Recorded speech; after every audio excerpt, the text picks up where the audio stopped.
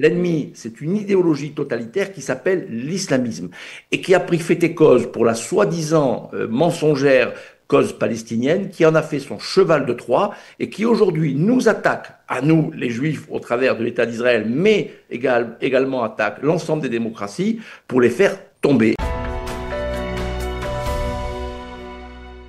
Bien, nous avons le plaisir d'être en ligne avec Aryeh Ben-Semoun. Aryeh, bonjour, Boker Tov. Boker Tov, Daniel. Directeur général d'Elnet en France, et avec vous, je voudrais que l'on revienne, on va dire, sur deux anniversaires qui coïncident cette année, d'une certaine manière. Le 50e anniversaire de cette fameuse résolution assimilant le sionisme au racisme, d'un côté, hein, c'était le 10 novembre 1975, et puis les 10 ans des massacres du Bataclan et des attentats à Paris. Le point commun, c'est l'antisémitisme, c'est la violence, c'est la haine des Juifs. Et je voudrais avec vous essayer de voir qu'est-ce que l'on peut tirer comme leçon, qu'est-ce qui a changé au cours des 10 dernières années, en particulier en France, pour la communauté juive par rapport à, on va dire, aux attentats qui ont frappé la France. Et on n'oublie pas, bien entendu, Toulouse et l'hypercacher en particulier, mais aussi, on va dire d'une certaine manière, cette résurgence de l'antisémitisme qui est omniprésente en particulier depuis la guerre. Daniel, je vais vous redire ce que je vous ai dit 1 million de fois, mais apparemment, on a quand même du mal à se faire entendre. Il faut arrêter avec l'antisémitisme, parce que l'antisémitisme, c'est une idéologie du 19e et du 20e siècle. Aujourd'hui, nous sommes malheureusement passés, malheureusement, c'est toujours une manière particulière de le dire, à autre chose. L'antisémitisme, c'était une forme de détestation particulière des Juifs qui avait cours à une époque où l'État d'Israël n'existait pas. Et rappelez-vous de ce que disait Georges Bernanos, Hitler a déshonoré l'antisémitisme après la Seconde Guerre mondiale et que par conséquent, pour emboîter le pas, Vladimir Yankelevitch disait il a fallu trouver une nouvelle manière de continuer à détester les Juifs et de le faire de manière démocratique et de le faire de manière, je dirais, même vertueuse, c'est l'antisionisme, c'est-à-dire la détestation d'Israël comme État-nation du peuple juif. Donc aujourd'hui, c'est ça le paradigme auquel nous sommes confrontés et vous faites bien de rappeler le 50e anniversaire de la résolution de l'ONU, sionisme égale racisme, parce que là, ce n'était pas le commencement, c'est 1975, c'est déjà la haine d'Israël, elle s'est manifestée avant même la création de l'État d'Israël ou la renaissance de l'État d'Israël, et elle n'a cessé de s'amplifier à travers le temps, puisque vous ne trouverez plus une seule personne en France, ou même dans le monde, qui vous dira qu'il est antisémite. Mais c'est abominable.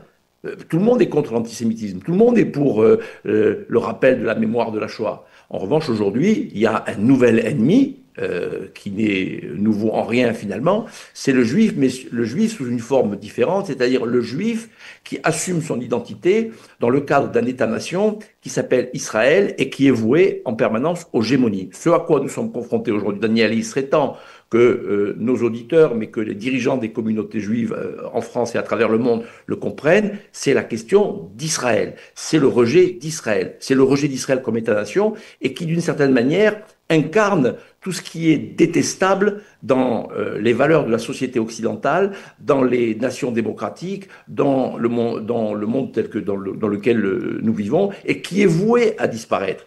Et pour cela, eh bien, il y a un ennemi. L'ennemi, c'est une idéologie totalitaire qui s'appelle l'islamisme, et qui a pris fait et cause pour la soi-disant mensongère cause palestinienne, qui en a fait son cheval de Troie et qui aujourd'hui nous attaque, à nous les Juifs, au travers de l'État d'Israël, mais également attaque l'ensemble des démocraties pour les faire tomber. Et les attentats de 2015, Daniel, sont là pour nous montrer que le problème auquel nous sommes confrontés n'est pas l'apanage exclusif des Juifs, loin s'en faut. Charlie Hebdo, le Bataclan, les terrasses de café, les attentats contre le Stade de France, par la suite les attentats qui seront perpétrés sur la promenade des Anglais à Nice. Bien sûr, les islamistes détestent les Juifs. Évidemment qu'avec leurs alliés de l'extrême gauche, ils ont fait de la détestation d'Israël la cause centrale de leur combat politique. Mais on voit bien que c'est un phénomène qui dépasse très largement les Juifs. Le problème, et ça, je m'épuise à le répéter, mais je vais le redire à nouveau, quand vous dites la question de l'antisémitisme, l'antisémitisme ne menace que les Juifs. sauf erreur de ma part, au 19e et au 20e siècle, ceux à qui on mettait une étoile juive, c'était pas les libres penseurs, c'était les juifs. Et les juifs étaient les seuls qui soient directement ciblés par les antisémites, par les nazis. On va pas rentrer dans la philosophie politique de ce qu'est ce mouvement extrémiste, mais quand on dit antisémitisme, on envoie un message en disant seulement les juifs sont concernés. Or, le Bataclan, les terrasses de café, les commémorations que nous aurons cette semaine le montrent bien. C'est un phénomène qui touche l'ensemble de l'humanité, qui touche les musulmans qui ne veulent pas se soumettre à l'islam radical, qui touche les sociétés occidentales, qui touche le monde chrétien. Bref, c'est une menace nouvelle, polymorphe, et qui ne concerne pas que les juifs. Et d'ailleurs, juste un petit mot, 30%, plus de 30% des juifs ont voté à New York pour Mamdani. Mamdani comme maire de New York. Mais pourquoi? Mais parce que Zoran Mamdani a donné des gages en disant mais moi attention, hein, je ne suis pas antisémite. C'est-à-dire je n'ai rien contre les juifs qui vivent à New York comme des citoyens américains, qui sont mes semblables, qui sont mes égaux. Avec cela, je n'ai aucun problème. Et partant du principe qu'une partie du judaïsme américain a, pour des raisons sur lesquelles on aura peut-être l'occasion de revenir un de ces jours, laissé tomber la cause d'Israël, la cause du sionisme, la cause de la souveraineté nationale du peuple juif, eh bien, aujourd'hui, Mamdani peut être élu maire de New York, la plus grande ville juive du monde, par une partie des juifs qui vivent à New York, plus de 30%, ça n'est quand même pas négligeable, et parce qu'il a donné un gage qu'il n'était pas antisémite au sens de ce qu'est l'antisémitisme du 19e et du 20e siècle. En revanche, il est un authentique antisioniste, quelqu'un qui œuvre au quotidien avec ses alliés d'extrême gauche et avec les tenants de la cause palestinienne qui sont les nazis de notre temps, eh bien, qui œuvrent à la destruction d'Israël. Et de cela, il ne se cache absolument pas. Mais bon, alors, ce que l'on a tout de même du mal à comprendre, c'est pour revenir par rapport aux événements de 2015, c'est que tout de suite après, nous, on l'a remarqué ici en Israël, et vous le savez, Arié, on a vu défiler, on va dire, des délégations de responsables politiques, de responsables sécuritaires français qui sont venus voir comment un État d'Israël pouvait se développer tout en étant un état d'urgence, tout en combattant le terrorisme. Il y avait une forme de communion de destin, on va dire, face à la lutte contre le terrorisme. Et là, aujourd'hui, on voit qu'on abandonne Israël après le 7 octobre. On abandonne Israël et Non, ceux qui ont abandonné Israël, c'est un certain nombre de dirigeants profondément corrompus. C'est la rue arabe qui a marqué les esprits et les opinions dans les différentes grandes capitales européennes, notamment Paris, Londres, aux États-Unis et ailleurs. Mais l'opinion publique, elle, le paradoxe est là. En 2015, avec les attentats de Charlie, de l'hypercacher, du Bataclan, des terrasses, etc., dont nous allons commémorer le 10e anniversaire, eh bien, l'immense majorité des Français, des Européens ont parfaitement compris ce qui était en cause et la raison pour laquelle il y a eu une expression de meilleure compréhension d'Israël après 2015 que nous n'avions pas eu. Après 2012, rappelez-vous, et les attentats de Toulouse et de Montauban, après 2015, tout le monde a compris que l'ennemi, il ne s'adressait pas qu'aux juifs, il ne tuait pas que des gens parce qu'ils étaient juifs, il tuait tous ceux qui ne rentraient pas dans son cadre de pensée idéologique, etc.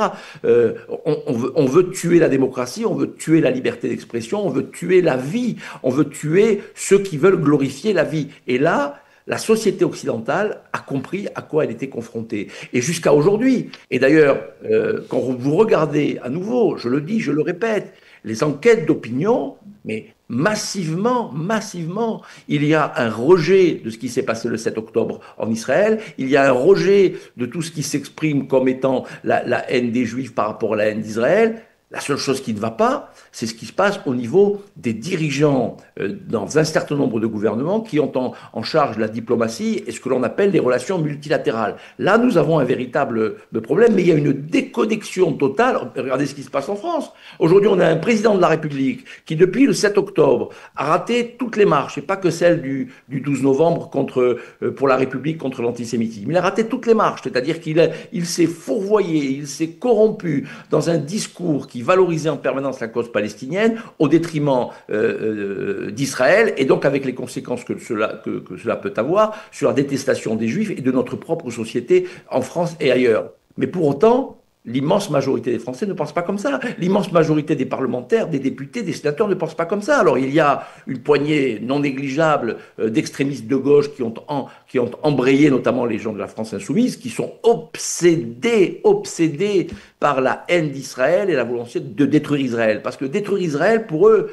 ça correspond à quelque chose qui va bien au-delà des Juifs. Oui. C'est un symbole d'une forme de société qu'ils appellent de leur vœu. Et pour que cette société qu'ils appellent de leur vœu puisse voir le jour, alors il faut s'appuyer sur ceux qui sont considérés comme les nouvelles victimes, l'idéologie victimaire. Il faut s'appuyer sur les nouveaux damnés de la terre que seraient les Arabes, les musulmans, les populations issues de l'immigration. Mais le but, au-delà même d'Israël, c'est de détruire la société dans laquelle nous vivons. Ils ont un projet alternatif pour la société française, la société européenne, pour la société démocratique dans sa totalité. C'est à cela que nous sommes confrontés. Donc, je voudrais avoir... Il n'y a pas de contradiction, bien au contraire. Mais par rapport à la communauté juive, c'est-à-dire le sentiment, c'est-à-dire aujourd'hui on dit, tout le monde dit, il n'y a pas un juif qui n'envisage pas de quitter la France.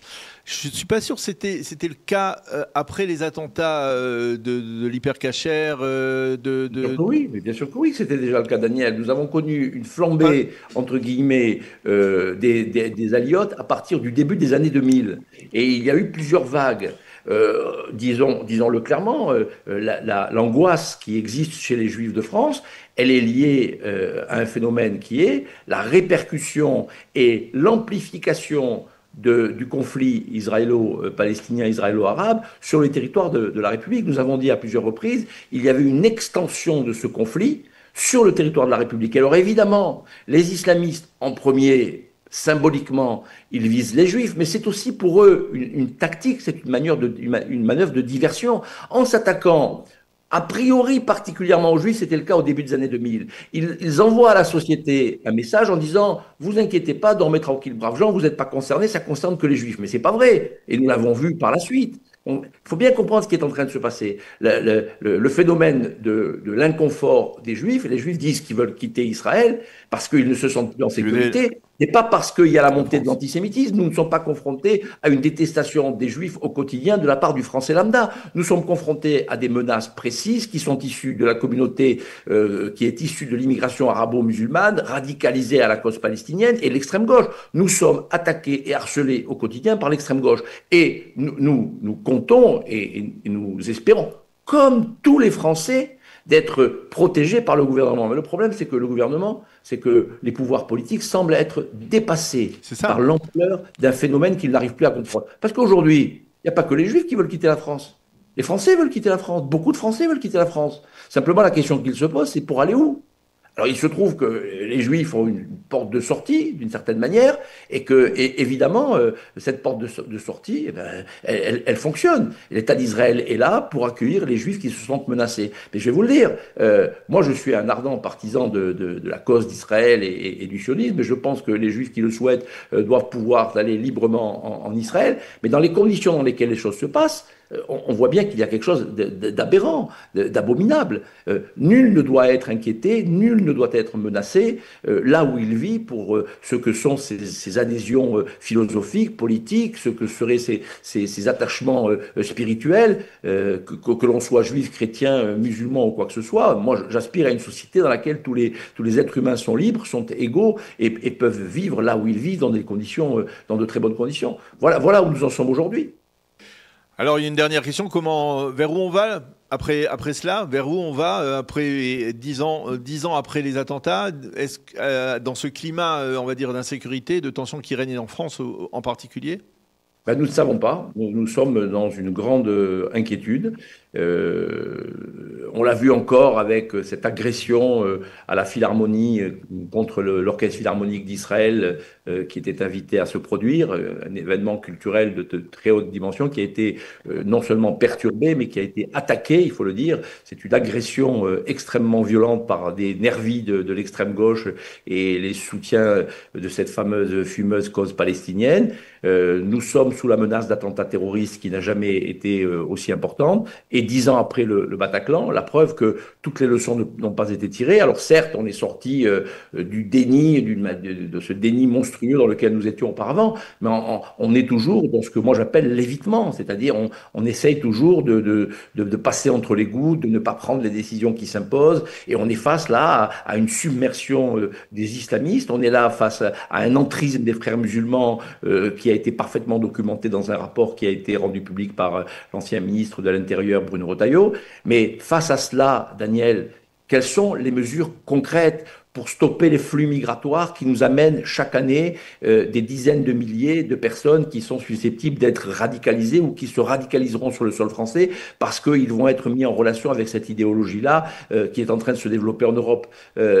Voilà à quoi nous sommes confrontés aujourd'hui. Et il faut que nous faisons plus que tirer la sonnette d'alarme. Nous devons, c'est même plus le temps de la résistance, c'est le temps du combat. Et nous n'avons pas encore, je pense, les responsables politiques qui sont dans un très très grand désarroi. Vous savez, on a une situation politique en France qui est catastrophique. Oui. Et chacun fait des calculs politiques et politiciens parce qu'il va falloir que le départage se fasse dans les semaines et les mois qui viennent. Et ça sera un départage démocratique dans le cadre d'élections où aujourd'hui on voit bien les conséquences de ce que de se laisser aller, de se laisser faire, qui fait qu'aujourd'hui nous avons à l'intérieur de notre pays une extrême gauche radicalisée, une société arabo-musulmane qui est profondément radicalisée et islamisée également. Donc là, on est face à une impasse. Et nous espérons qu'on va trouver les moyens, avec des responsables politiques courageux, pour affronter enfin cette réalité qui est en train de nous prendre à la gorge.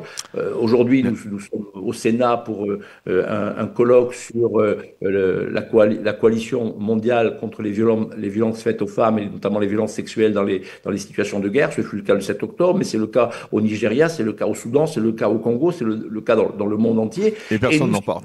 Et nous sommes attaqués par l'extrême gauche en France parce que nous avons l'outrecuidance d'organiser un colloque avec des représentants de l'État d'Israël et avec des personnalités qui vont justement dénoncer les actions génocidaires du Hamas et des musulmans islamisés et des organisations islamistes partout dans le monde et qui utilisent malheureusement la violence sexuelle comme une arme de guerre. Et nous sommes attaqués pour ça. C'est le phénomène du 8 octobre. Le 7 octobre, Israël a été attaqué. La guerre du 7 octobre, elle est gagnée, pratiquement terminée. Mais la guerre qui a été déclarée le 8 octobre par les islamistes, les djihadistes contre l'ensemble des démocraties, elle ne fait que commencer. Et je crains que nous ne soyons pas en situation de la gagner et que les conséquences risquent d'être terribles.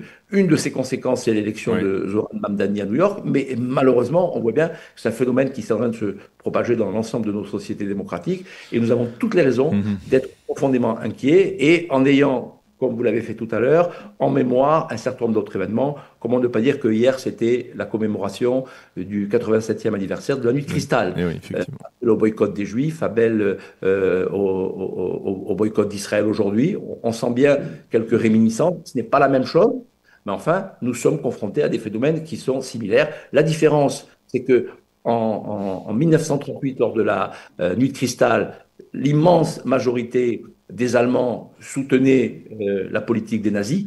Aujourd'hui, l'immense majorité des Européens et des Français ne soutient pas les menées génocidaires de nos ennemis. Et par conséquent, ça, c'est le message d'espoir. Ce combat n'est pas perdu. Encore faut-il continuer à le mener. Et que l'État d'Israël existe aussi, ce qui n'était pas le cas en 1938. Exactement, et ça change tout. Merci beaucoup Aryeh Ben-Samoun d'avoir été avec nous ce matin. Merci de nous avoir expliqué donc cette situation complexe en France, il faut bien l'avouer, 10 ans après les attentats du 13 novembre. Merci Aryeh, à bientôt.